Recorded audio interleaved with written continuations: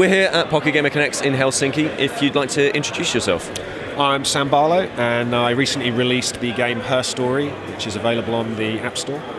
It's a game, somewhat different game, in which you have access to a police database of video footage, all concerning a series of interviews with a woman about her missing husband. So it's kind of a police procedural, cold case game experience.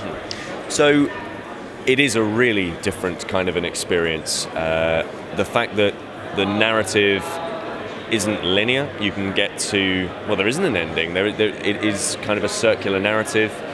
Very groundbreaking, I would say, in terms of how video games get made, especially video game narratives.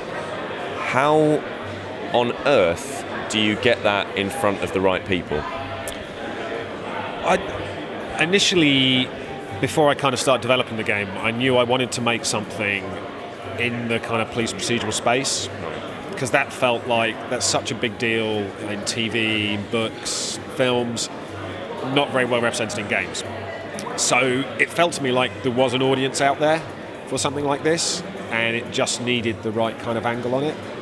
So I think with Her Story, once I had this key idea, which was a combination of using real life video and the game mechanic being essentially kind of Googling the story. You type in search words and that returns clips in which they're spoken. Once I had that idea, it felt like that was an idea that was accessible, because it was this kind of metaphor that people would get. Everyone Googles, everyone uses their phone to search for stuff. Everyone watches video on their phones, watches YouTube, and consumes video in a way that is somewhat non-linear. You know, you kind of surf stuff, and that's the way people kind of get their information now. So it felt like, although the game is quite innovative in its structure, it felt like actually the wrapper of the crime, the police procedural, and these kind of simple mechanics would make it very accessible.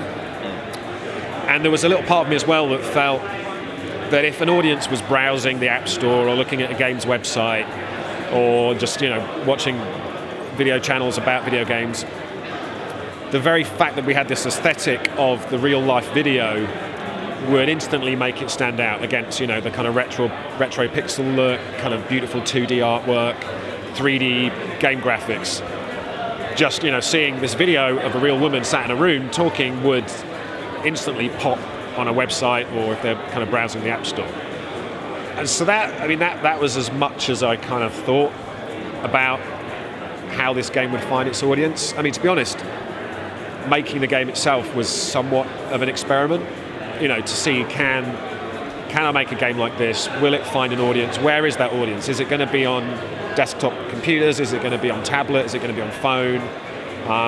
And, you know, once it released, and I was somewhat lucky, but I could pretend it was a deliberate thing, I released the game the week after E3. So there was this kind of huge vacuum of news, and no one else was announcing games, releasing games, and doing anything that week, because that had all happened the last couple of weeks. So there was a bit of a vacuum, and, you know, just once the game was out and people started to talk about it, play it, review it, it became a kind of mini viral thing. And I think naturally, because the game has this element of mystery about it, has you trying to determine the truth from your own perspective, there's a lot to share there, a lot of people to talk about. So, you know, that kind of fueled the social media kind of buzz around the game. And, you know, that, you know, the launch week just had this really good thing where we were trending on Twitter, we featured on the App Store, and just created a nice kind of buzz around the game. So you're talking about word of mouth, you know, this elusive K-factor idea, and talking about the press. There are, especially within mobile, within tablet, there is this trend a little bit to think about whether or not the press has that much of an influence anymore. Obviously, you're working in paid. Is there still a place for the games press within paid specifically on tablets and mobiles? It's a really weird thing. So if you look at the data, you can kind of draw the wrong conclusions. So, you know, if you look at the sales graphs, if you have a big story on a certain website, or in the print press, I had a lot of coverage in newspapers and a couple of TV channels and stuff, you can't always see this noticeable spike. Like you kind of, you know, in the old days would imagine, wow, we were the game of the month on this website, we got the gold award here or whatever. You'd expect this kind of big spike, and you don't see that. You know, the sales graph is 90% correlating with where you are on the store. How big is your banner on this store? You know, what position are you on the top 10? Does anyone have to scroll to see your game? You know, that is how much you're selling. But I think what that doesn't show is that kind of built-in knowledge. If people have seen your game get all this awesome coverage on the kind of games press, then when they see you on that store page, that kind of click-through rate, that, you know, are they going to click on your game? Oh, I recognize this game, I read about it somewhere else. You know, that I think is this kind of hidden factor which really drives, because, you know, I didn't do any kind of paid advertising or any kind of marketing around the game other than speaking to the press and kind of doing shows and things like that. So, you know, that, and as well, you know, obviously that media buzz as well leads to things like getting featured on the App Store, which is critical. It puts you, you know, on the Steam store, you know, it puts you in kind of Valve's headlights. You know, there's an awareness around your game. I had to go through green light on desktop, so, you know, all these things I think contribute to people just knowing about your game, so that when they do see it on the store page, there's an extra kind of incentive for them to actually click through and buy the game. There has also, in terms of our space, been a lot of talk about people moving away from mobile and going more towards Steam, seeing success there. Has that been the case with this game?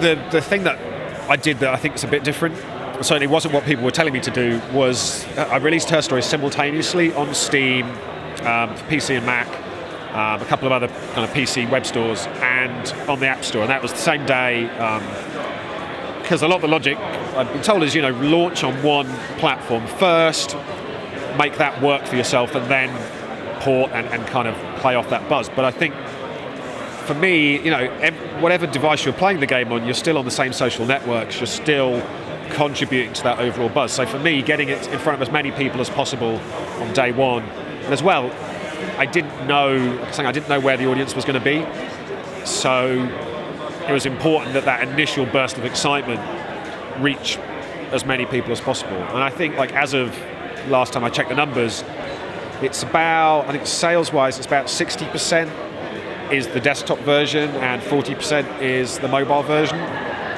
So it's kind of fairly evenly balanced, and that's continuing. Potentially the kind of App Store version might have slightly longer legs, but yeah. So, you know, that's a really nice balance for me. That, you know, I think because of the way the game works, because it has this kind of accessible mechanic and is a bit different, I think it's been able to work for both those audiences. You know, it doesn't feel like it was designed for one over the other. It doesn't have that kind of awkward balance. So yeah, it's been a really good strategy for me.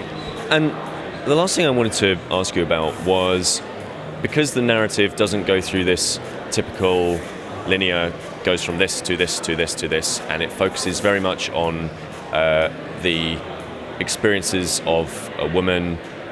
The narrative has been compared to feminist narratives, to some of the more sort of forward-thinking, maybe from the 1940s, 50s, 60s feminist critics and writers and so forth that were writing English literature and so on around that sort of time.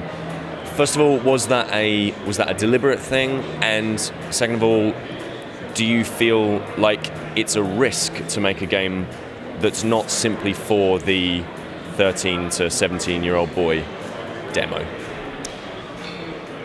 I think going into the game, I knew that it was a kind of niche proposition anyway, which wasn't really an issue for me, because I think that's the beautiful thing about digital, is there is such a huge audience out there that you don't have to be shooting for lowest common denominator. You know, you can make something that's quite a specific thing, and I think in some ways that really helps to have a much more specific proposition.